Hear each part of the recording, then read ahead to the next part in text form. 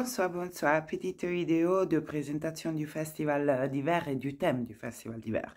Donc, aussi, c'est une vidéo aussi pour qui ne pourra pas y être. C'est plutôt une réflexion sur un thème en cours en ce moment dont on a fait.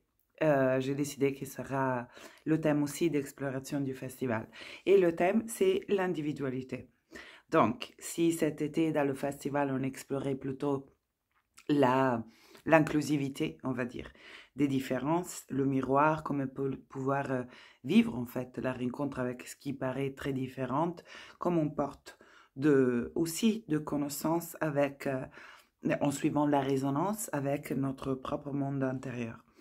Cet hiver, je vois que dans les mois qui ont suivi, pour moi particulièrement, mais j'ai la sensation que c'est quand même un thème assez présent pour tous, comme si la vie nous pousse en fait à identifier davantage notre spécificité, à retrouver une sorte de autorité intérieure un peu plus libre de ont besoin d'adhérer, on va dire, à un modèle extérieur, un modèle proposé par l'extérieur.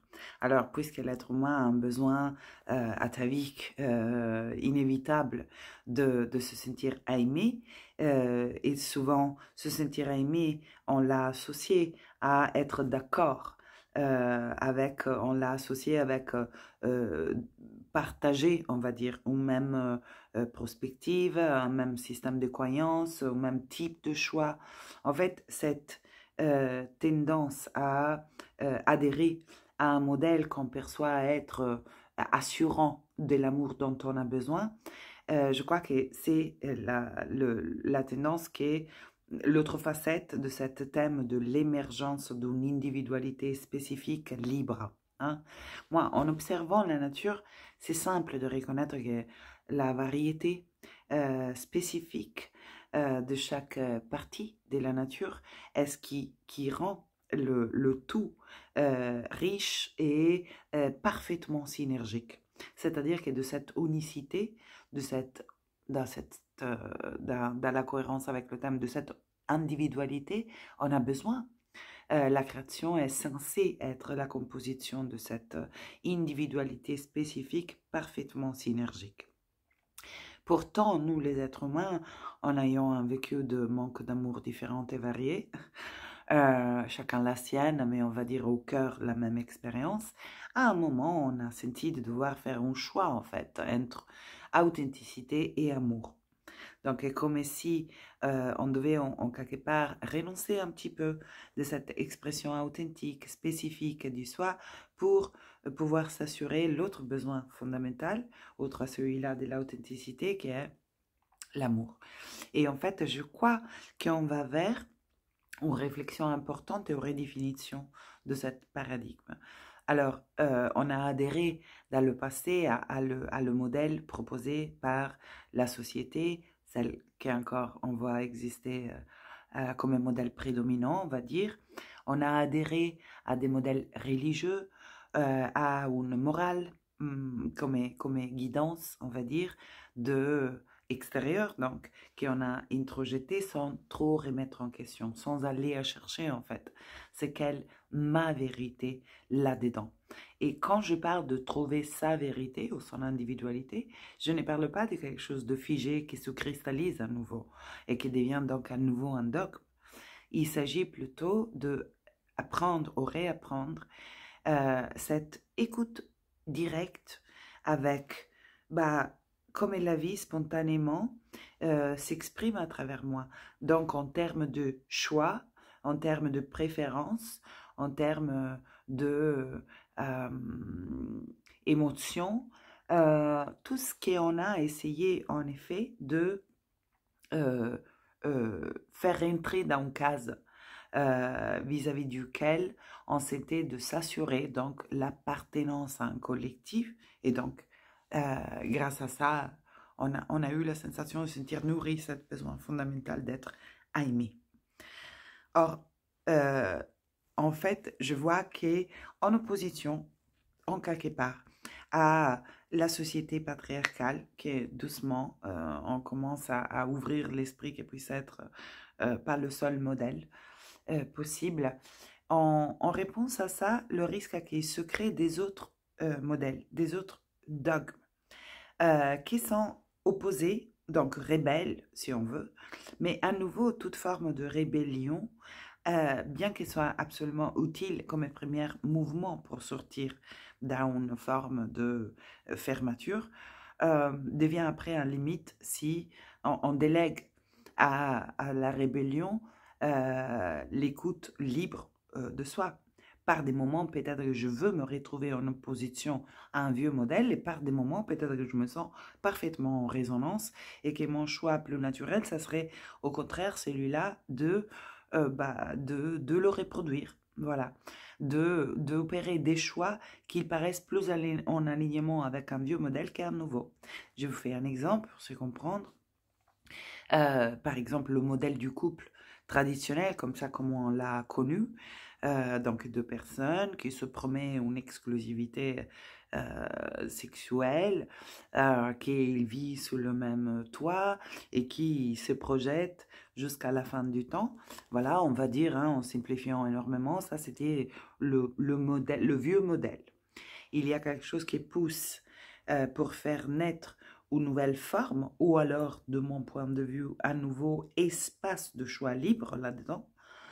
Et donc, la tendance, ça peut être après de s'inscrire dans une autre case, qui est celle qui refuse toute forme d'exclusivité de toutes sortes, ou alors qui refuse toute forme de projectualité dans le temps. Donc, en fait, je pense qu'on est à la seuil entre une habitude à déléguer à cette modèle qu'on a introjeté nos propres choix et donc à les reproduire de façon un peu endormie, on va dire, ou inconsciente, sans vraiment questionner. Et de l'autre côté, la tendance est de s'y opposer, poussé par cet élan de liberté qui est quand même en sang brûlé à l'intérieur de plus en plus, mais qu'on se polarise dans une opposition à quelque chose qui, à nouveau, il nous fait perdre cette écoute frais et spécifique de nos propres élans, de nos propres désirs, de nos propres préférences, qui changent dans le temps. Et donc, dans ce sens, il ne peut pas être rien de figé à nouveau. En fait, je crois que ce passage, j'ai envie de le consacrer à cette exploration-là, comme pouvoir récupérer entre l'héritage d'un système de vie qui nous poussait à nous inscrire dans des modèles préétablis sans les remettre en question, et de l'autre côté, une tendance à recréer un autre modèle par opposition. J'aimerais qu'on puisse explorer comment peux-je connecter ma propre vérité dans le moment, c'est qu'elle mon propre choix plus libre, plus spontané, plus spécifiquement moi, plus individuel, instant après instant, et petit à petit aligner ma vie sur cette expression de ma propre individualité libre, et jusqu'à arriver à croire que cette individualité, je peux la coupler, je peux l'accompagner avec cet besoin d'amour qui est au cœur de tout être humain. C'est-à-dire comment pouvoir transcender cet choix à faire entre l'authenticité et le besoin d'amour, le besoin de s'exprimer authentiquement et le besoin d'être aimé. Comment on peut transcender la séparation entre les deux pour pouvoir récupérer une écoute donc libre de soi et en même temps amener ça dans le lien. Prendre soin du lien sans plus au prix de la suppression de l'expression libre et spécifique du soi.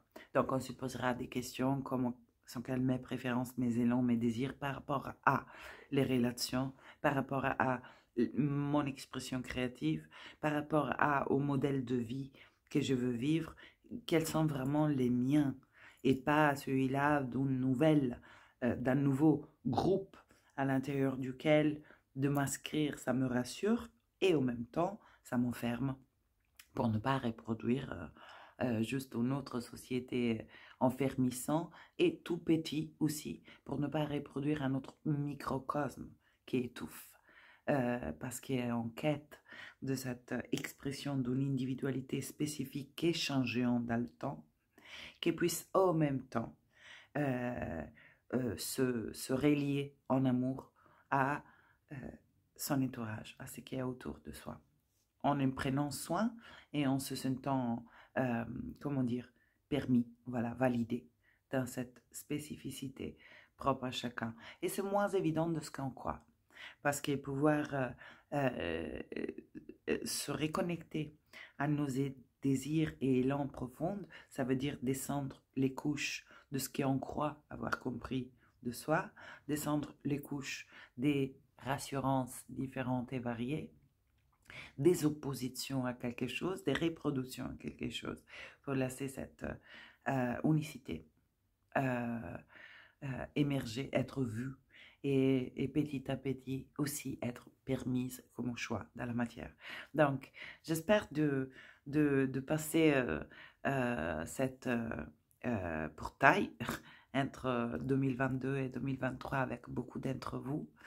Il reste des places pour le festival d'hiver, il sera en Normandie. Il y aura des cérémonies chamaniques, il y aura les plantes enseignantes, il y aura une exploration du thème de la relation, donc féminin et masculin en tant que genré, femmes et hommes, bien sûr, est ouvert à quiconque se reconnaisse dans une identité de femme et d'homme et vice-versa.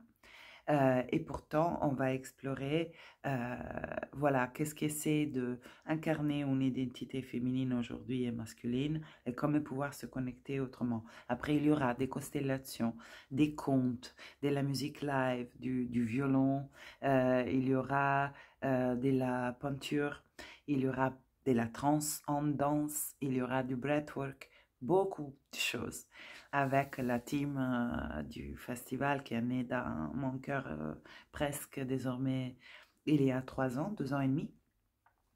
Et la deuxième version d'hiver, très différente de la première, le thème est différent, la team est différente et l'énergie du temps est différente. Donc j'espère vraiment de le vivre avec vous et pour tous ceux qui je ne vois pas, vivez un passage incroyable, juste le vôtre, celui-là que votre spécificité si précieuse souhaite vivre et dessiner dans la matière. À très bientôt. Merci pour votre écoute et belle exploration des fêtes des femmes d'année.